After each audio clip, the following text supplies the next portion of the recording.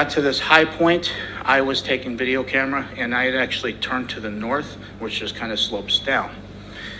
And right there was something that stuck out like a sore thumb, especially with jungle terrain, things like that, vegetation, very green stuff, was something that stuck out so well. It's always going to be basically imprisoned in my mind for the rest of my life, and it has been for 14 years, was something that was rotating, and it was transitioning between colors like a light matte gray as well as a dark matte black. So in between, that's what it kept, and it was very smooth. We had all looked at each other as we got online, and we decided to investigate. The further thing I want to say is that I actually took pictures and video of this before we actually trucked down. We had a dump pouch where we basically, if we expend ammunition, we want to retain our magazines, so we put those there. So I dropped my camera in there, and we decided to go down. We didn't have any communications, which was weird, and that was a very odd thing, and it's something that either could have been good that we didn't, or it could have been something that could have been very bad. And it just however you want to look at that. Once we got down this slope, we were approximately 150 meters away from this craft. When we all got to the point where we could see it, just like behind here, again, Mr. Schratt, phenomenal job. You can see that the craft here actually was roughly about 300 feet. And the reason why I know this is because you could fit 3 of the helicopters that we flew in on underneath this craft.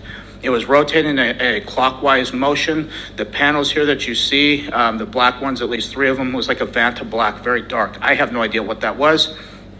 On the very top, there was like a pyramid structure that you could see the shadowing of it, which would elicit that was a pyramid structure. And it had an audible hum to it. Kind of like a guitar amp if you were to unplug that, or like a transformer. It's very audible. If I was to hear that sound again, I could tell you, okay, it's probably this thing or something similar to that. It's very distinct. And the way that it was floating, which was about 10 or 15, 20 feet off the ground, it was kind of a very eerie thing to see because I've never seen anything like that in my life. When we got up to that point, we were then intercepted by a team of soldiers or rogue military force, if you will. The most concerning thing about this is they all had American dialects.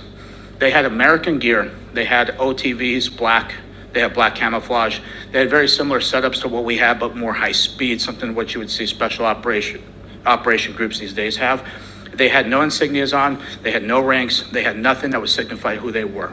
They had black ball caps. They had M4A4s that were equipped with ACOGs, which was a step up from what we were currently issued, as well as PEC 16 IR illumination devices that you use for night vision and night patrols, things like that.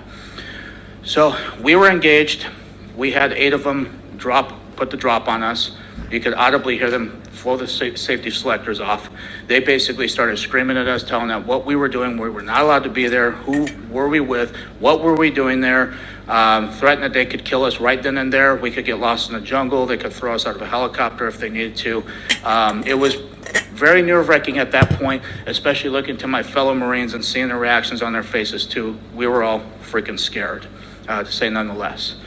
So with that being said, each Marine was then patted down along with myself. We had our weapons taken from us. They were basically cleared in condition 4, which means they had no round chamber, no magazine in.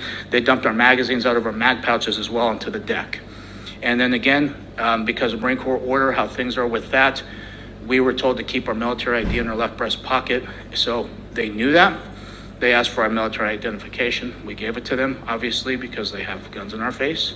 So provided that to them. They had something that looked like modern day smartphones, but this is 2009, so it's not really as high tech compared to obviously today. So they took some pictures of our military ID, and then they had something that remind me of a BAT system, which is a biometrics tracking system that we would use.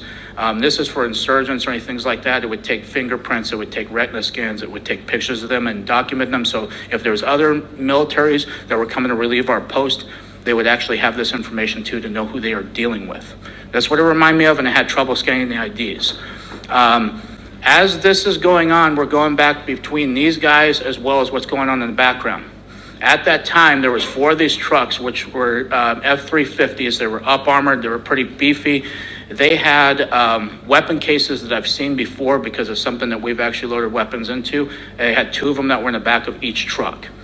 They also had these containers that was illustrated right here, which come to find out through recent revelations from yesterday from somebody who came forward to Dr. Greer. I don't know who they are, but what they had told him and what he has told me is that this gentleman knows exactly what these were used for, because they had like a cylinder on the front, which is either for oxygen or what I had hypothesized was for vacuum sealing, which believed me to suspect that they were smuggling narcotics or drugs.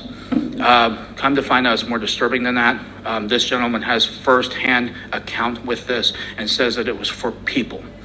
It's very disheartening, especially because that part of the world have already gotten ravaged, and it's something that is very hard to see right now because of what I've witnessed, and it's very disheartening. And this is why I'm up here. So they loaded these onto this platform that you can see right there, and as I got up there, like I said, I was going back and forth. These guys are still searching our stuff. They're still, pointing their weapons at us. And after the last two trucks that I saw that actually got into that platform unloaded, they had 4 guys in each truck that would unload everything. However they did it, I can't tell you because, again, I was focused on this as well. And these trucks drove off. As that happened, this platform actually rose up off the ground itself. The top part of the craft actually met it down in the middle like this, and it formed into one solid piece. It floated right above the tree line. As soon as it was able to break that tree line, it actually had on the corners of each of these, which was an octagonal shape craft, by the way, on each corner it emanated a light. It was either red, yellow, green, or blue. Only those 4 colors I can distinctly remember. It didn't make any additional high-pitched sounds when it rose up. Once it got past that tree line, it shot over to the left, basically where the ocean was, at so fast, I would estimate probably 3,000, 4,000, 5,000 miles an hour instantaneous like that. There was no rotor wash, no exhaust that would disturb the trees, vegetation. The coconuts that were on these trees were not even touched. It produced no sonic boom. This thing was so fast. So as that happened, they basically had told us to turn around. As we turned around, kind of a couple things that went through my head at that point was that we're done.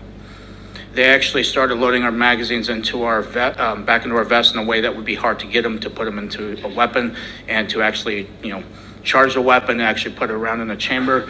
So they put those in. They actually slung our M16s on their back for us, but when they did it, Marine Corps not really issued the best gear, especially at that time. So the slings back then were, I would say, subpar quality, cut my neck pretty good, and they, kind of went in that motion and made sure they were secured so we couldn't really get them as easy. And they escorted us back up this slope. And they told us we were not allowed to look back. 2, that we were not able to talk about this. They were actually 2 of the guys.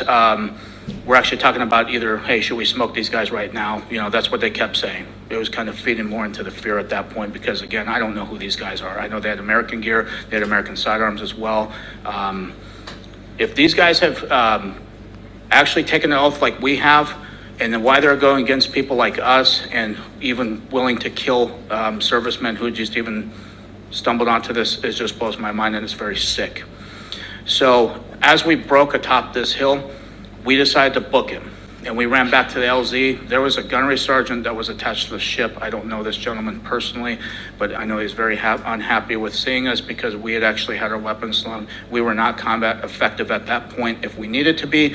He asked specifically why we were. We didn't tell him exactly why. We just came up with an excuse, and then we waited for the